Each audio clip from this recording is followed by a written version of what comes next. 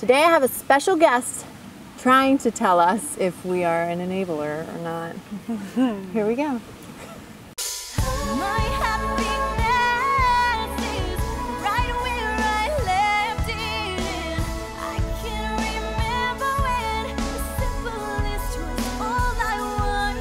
Hello everyone and welcome to Freedom Friday, where you learn how to free yourself and live your dreams. I'm Darienne from Darienne Empire. That's my intro. I love it, I love it. And I am here with my soul sis, Julie Bel Conner, and we are at the Poconos.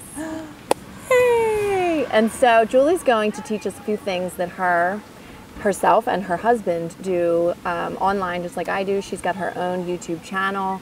And maybe you probably would be better at telling them what you do than I do, so. So we have our website. It's called loveandaddicts.com, and we teach you about love and addicts and learning how to live with addicts, love addicts, and maintain your own spirituality and your own peace throughout the process of what can sometimes be total and complete chaos. Yeah. So Julie has her own. You have your own individual YouTube channel, right? Where you she kind of does what I do, where we just press play or press record and start yapping about spiritual shit that we learned. Yeah. So if you guys want to press the card, it should be up here, I think. Right here.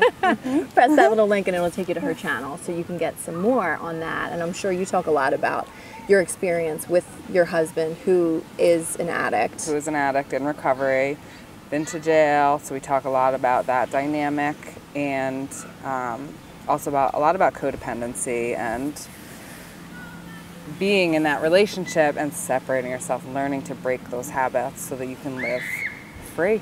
Yeah. And live your dreams. So, did you find yourself as an enabler?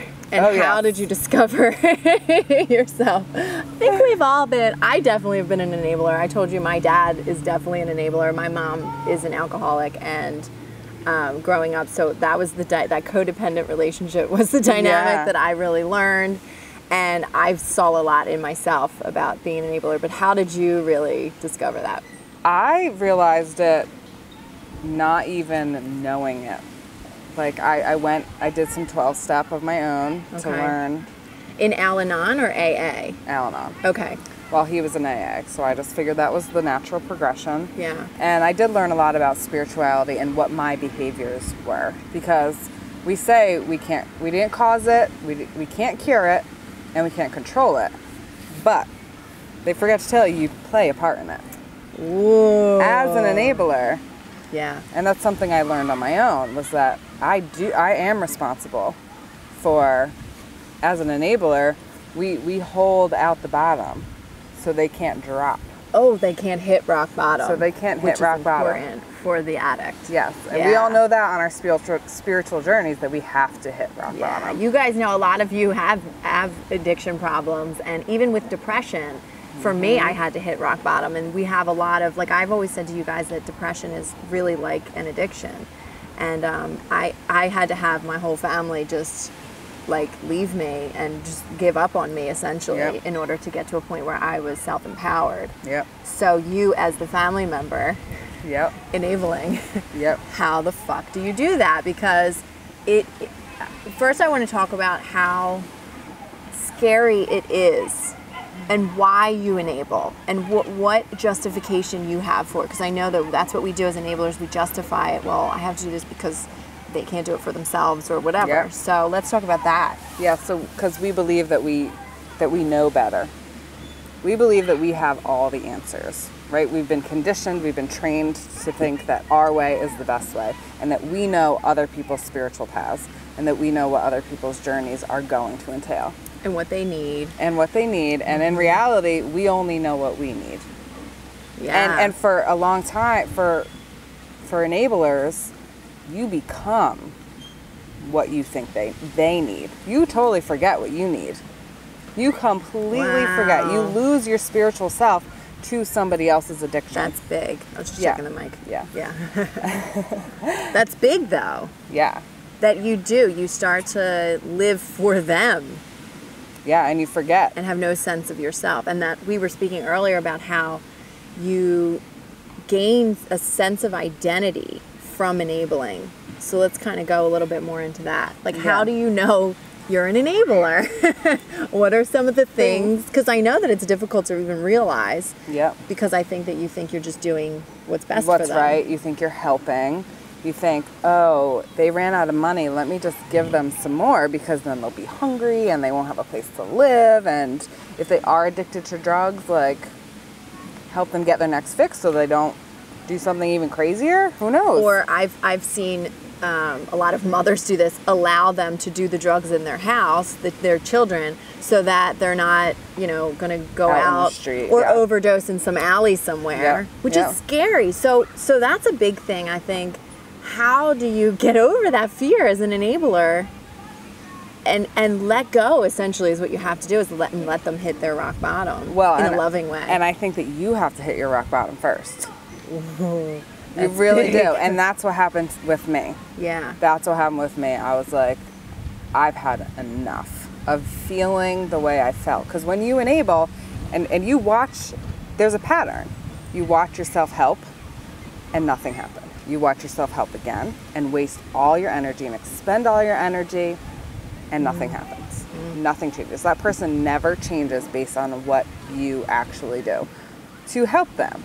Now, if you stepped aside and made that choice to focus on just you, you allow them to take that natural path on their spiritual journey, whether they hate you or not. And that they is hard. They probably will, right? They will. Yeah. The big thing that you have to get over is them hating you. And love from afar. Yeah. Detach and be able to just love that person and know that their true spiritual self is in there, and that the addiction is just a symptom of all the crap.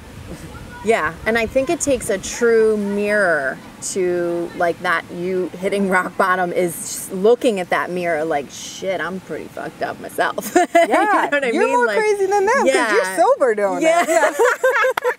And you're kind of like, I feel like you get fixated. We were talking about that earlier. You get fixated on their problem and fixing them. Yep. And you don't even realize that you need to be fixed. Yeah. Not fixed, but like, but taken back to yourself. Because it's all about... Yeah, apply it to yourself. Yeah. It's all about coming back to your true self and learning what you're, you know, I know Darienne talks a lot about energy and like being an empath, finding your own boundaries. Yeah. Energetically. Yeah. So that... Because there are none, I feel like, with the enabler and no, the that addict. codependency is like, it's like this. It's like intertwined. And I still have it with my husband. Yeah. But I can recognize it now. I can be like, if he's feeling something, I'm picking it up right away. And I can be like, oh, shit. Like, I don't want I guess that. your initial reaction is to start fixing it. Right? Exactly. I'm like, oh, let me coach him. Like, I know what to do. I got this. I can fix you. We're all good. We got this. Yeah. Yeah. But it never works until he discovers something on his own. Yeah. And take it from an addict and somebody that has been, you know, suffered with depression myself. Like I said, I needed my family to stop helping me. I literally had one of my best friends who was, she was one of the, like, the more tough love kind of friends. Yeah. I had been, you know, threatening to commit suicide or wanting to commit suicide for like a decade. And she's like, can you just fucking kill yourself already? Because it's really getting old. And I was like, damn, you know, at first I was like, how could you say that? Yeah. But because it's my initial reaction to say everybody should come help me because I can't help myself. So it's really like, I feel like as the addict, I can't help myself. And you feel like as the enabler, that I can't help myself. So we're just continuing to validate that and affirm it. And you're robbing your own power. And as the enabler, I am robbing you of your power. Yeah. And telling you that you can't do shit on your own. Yes. And that you can't figure it out as your own true self. Yeah. And that's where we rob each other. Yes. Yeah, exactly. And I think, like, I tell a lot of my rockin' empaths, I say that want to save the world. I say you have to really know that you don't know any more than their inner being knows, and that their inner being and God or whatever you want to see as a higher power is really taking care of them. Yeah, and by seeing them as unable to take care of themselves spiritually, and they're gonna fall flat on their fucking face, but everybody's got to do that to learn, you know? I mean, no, not everybody, but a lot of people have to fall flat on their face move forward if you don't. Exactly. So really, you're just hindering them by seeing them on a spiritual level, and through the law of attraction, the more you see them as incapable, the more incapable they become. Yeah. You know? And they manifest that themselves. Exactly. You're just in each other's mirrors, you know? Mm-hmm. So let's say somebody just came onto this and they're in denial about being an enabler, but they're kind of open to it, and they're like, maybe I'm an enabler. I have an addict in I'm in love an addict. Mm-hmm. What are the signs, do you think, that could be in their life right now, in their behavior, to show that they might be an enabler? So for me and for many people, a lot of it is getting in touch with your feelings. When you are trying to help somebody, what are you thinking about? What are you thinking about? Are you thinking that that's in their best interest, or are you thinking that this is going to solve their problems? So it does take a lot, like, to be in touch with yourself enough to notice your feelings, and take for just a moment. All it takes is a moment sometimes to step out of the chaos and be like, wait, why am I doing this? Yeah. Why am I answering this phone call when this person has called me 10 million times to tell me about how much trouble they're in, like asking for help? Yeah. I think you made a really big point.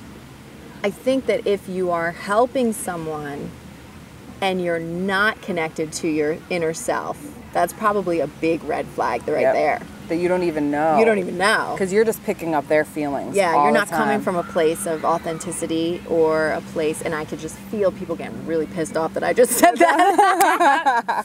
Sorry. Spiritual smackdown. But you're not coming from that true spirit that understands that we are all perfect, divinely perfect, and all on our own path. Yep. Yeah, that's big. Okay, anything else to pinpoint if you are an enabler? Yeah, so I think we talked about this too, is really making it your life. Like, oh, I'm saving people. I have to help people. They just can't do it on their own. So let's, look at everything I'm doing because they can't function without me, and talking about it to people. And then perpetuating that, almost like a martyr kind of. Like you get high off of it, right? Yes. Yeah, like you're kind of an addict yourself. Because you're addicted to them. You're addicted to trying to fix them. Yeah. Yeah, and you get a high, and that needing to be needed. Mm-hmm. Yes. Yeah. Yes. And I've heard a lot of enablers be like, well, I'm just a very helpful person. I just love helping. But then deep down you feel that sense of like, no, I don't feel like you're just genuinely helping me for no good reason. I feel like it's you're really fulfilling something there that you don't have. It's very controlling too. It's like you're trying to fit whatever it is that you want into your little box of really, it's a symptom of perfection too. Like you are trying to make that outside world look perfect. Yeah. And a lot of enablers stuff it. They stuff it. They're trying to fix everything on the outside so nobody even notices. So some people don't talk about it. Yeah. They just constantly fix. Keep the Leave It to Beaver, perfect little family. Right. Exactly. Yeah. People think that's reality. Yeah. and deep down, it's a matter of thinking that you, for some reason, aren't worthy or can't get love if you're not perfect. Right. Which, I mean, now we're just getting real deep. I know, yeah. It just keeps going down a hole. Imperfection is perfection. Yeah. Yeah. In reality. Yeah. I mean, truth is perfection. Yeah. Really. Yeah. Just real, and nothing's perfect, at least in human eyes. Yeah. So, all right, so what are some tips? So somebody's having an aha right now, like, fuck, I'm a fucking enabler. Yeah. Like, damn. They're probably hating us right now. Yeah. Sorry. I don't want to look at this shit. We're sending you love. Yeah. We've had to do that. Yeah. So you don't we've all want had to take a good look at ourselves. Okay, so what are the next steps? What can we do? Action steps that we can take, and spiritual steps like prayers that we can do, or what can we do? So I think it all comes from love. So you need to start with loving yourself. And I know that that's so cliche, but like it's taking it back to you. So what are you not doing in your life that is serving you? Right? Yeah. So if you're getting all caught up in somebody else's emotions and you are ready to take a step back and say, this is not serving me, take a step back. Find joy in the littlest thing. Because a lot of the people that I work with cannot even see that. They can't even see that they could find joy in reading a passage of a book. Yeah. Or taking a short walk by themselves. Or being in nature. Or being in nature without feeling this high anxiety. Because as soon as you remove yourself from that enabling person, like that you've defined yourself as, it feels almost a little bit worse. Yes, I was just going to say that, because now you're alone with yourself and you have nobody to need you to make you feel important. Mm-hmm. And then you're not important. But you are. You just have to sit with that belief, that incorrect belief that you're not important without somebody validating it, to some outside validation. And it really is a matter, I think, in any case of pushing through those beliefs and kind of just accepting and understanding, like once you get through them, then you kind of open up and you really realize that like it's not true, and it's not as bad. You know. Yeah, and then you reach your spiritual awakening. Right. And it's amazing. So go in that direction. Yeah, do that. Do that. Do that. Do the shitty stuff first. Yeah. And it will get to the good stuff. Yeah, and you know, it's not something, again, going back to perfection, you're going to think, oh, I'm going to take a step back. I'll feel like shit, but then I'll be over. No, you're probably going to go back. Like, just you're like an fall addict off the wagon. Relapses. Yes, like exactly. You're going to go answer that phone call. You're going to do giving the money or letting the addict stay there and do the drugs. And it might not even be as extreme as we make that out to be. Like, it can be small. It can be very small. Yeah. If it doesn't make you feel good, just start to step away. Little by little. And I think it takes time to even learn, like you were saying, if you're not in touch with your inner self, it takes time to even learn what really feels good, because you think that fixing the addict feels good to you. Yes. And you don't realize that it really doesn't. Yeah. You know what I mean? Because you're depending on something. I mean, God forbid the addict gets better. Then what do? I will tell you from experience. My husband, being sober on his spiritual journey, is way harder than blaming him for everything he ever did. Whoa. It's the challenge of a lifetime. And you will watch us on our spiritual journey as well, because it ain't easy. And all the shit comes crawling out that was hidden by the addiction and the enabling. Yeah, and once you see your true selves and you realize it's hard. Big. That was really big. But it's worth it. It is so worth it, because you're so much happier. Yeah. And you see joy. And you see the love. Fulfillment. You see the love in them. You see the love in yourself, and you know that it's possible. And that's where I feel like him and I are a little bit different than what you see out there, of the looking at all the bad shit you did. Like, no. It's all love. Like, it's all symptom. Like, some people have depression because of all the shit that happened to them. Yeah. Some people are addicts, but there's the stigma around it. So it's shifting that to be like, no, we all deserve that love. Yeah. Whether we're like suicidal or we're in an alley doing heroin. Like, it doesn't matter. We all deserve that same love. And that love is exactly what's going to bring us out. Yeah, I think one of the most profound things that Julie has done is stuck with her husband through the addiction and realized that it wasn't as easy as it would have been to say it was all his fault and I'm leaving this shithole. Yeah. You know, as easy as that would have been, she really realized, like, no, I definitely have a part in this. And this is us, you know, and it really takes two to tango. Yeah, always. And the whole nine. Yeah, and that you both had your own individual issues and you were just so intertwined, and they've really been working hard to heal themselves and thus healing the relationship through that. So that's really powerful. And if that's something where if you are, you know, if you do love an addict and you're at that point where you're like, I don't want to just cut them off, I can't do that. Because lots of people will tell you to do that. Yes, exactly. Why don't you just leave them? Yeah. Then I think that Julie's definitely the one to really start to follow and see her journey. So Do you want to share Andy's page too, or is he? Right now we are anything? loveandaddicts.com, and we're kind of going to be one with pages that are separate on there. So he has a really good blog. Yeah. That will be integrated, but there's a link on the website to his blog where he really talks about his experience, because it is different than mine. Oh yeah. And I think that's good journey. for any couples out there, or parents and children, or so it's kind of like a one-stop shop. Yeah, and it's not about like, let's all enablers get together and bash the addicts. No, because that's all that's happening right now. Yeah, anyways. exactly. It's time to empower them. Yeah. And ourselves. Yeah. Oh man. All right, any last words before we go?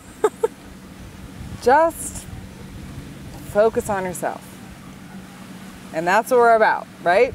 She makes it seem so simple. I know. Just focus on yourself. Focus on yourself. And you know what? We can say that now because we are both mothers, and we took a weekend for ourselves in the Poconos. Yeah. And we're leaving today, but it's been a beautiful, we did all kind of rituals and burnings and cards. And we watched the I Am Not Your Guru, Tony Robbins, on Netflix. You should watch that. That was fucking crazy. Yeah, so good. Get your tissues out. Yeah. And your notebooks. Yeah. And be prepared to be fucking shocked. Like, did he not just fucking do that? And I was like dying laughing too. Yeah, he's fucking insane. crazy. I love it. So good. Yeah. So that is all, and I will put all the links to Julie in the description. And if you guys, of course, want to subscribe to me, you get videos just like this, Freedom Friday, every single week. And what else? Follow me on Darienne Empire all throughout social media. Snapchat, I Snapchatted a few things of us in the Poconos. I think we're going to go get pedicures on our way home if we have time. Yeah, and I hope so. Some mommy me time, which is really awesome. Will hopefully inspire you. Yes. Yes. And that's it. I will see you guys next week. Mwah. Bye.